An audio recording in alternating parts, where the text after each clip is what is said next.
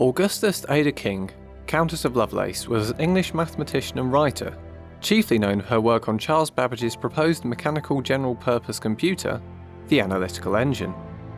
She was the first person to recognise that the machine could be applied to tasks beyond pure calculation. Her work on this led her to publish the first algorithm intended to be carried out by such a machine, and as a result, she is sometimes regarded as the first to recognise the full potential of a computing machine and one of the first computer programmers.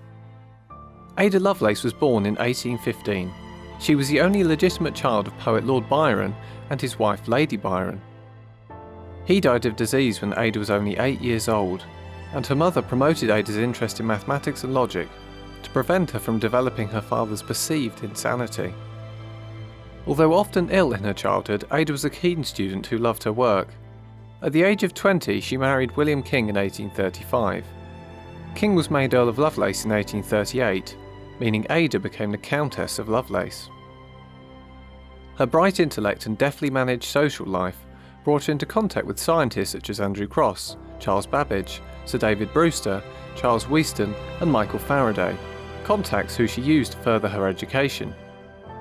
Ada described her approach to science as poetical. Her mathematical talents led her to a long working relationship and friendship with fellow British mathematician Charles Babbage. She was particularly interested in Babbage's work on the Analytical engine.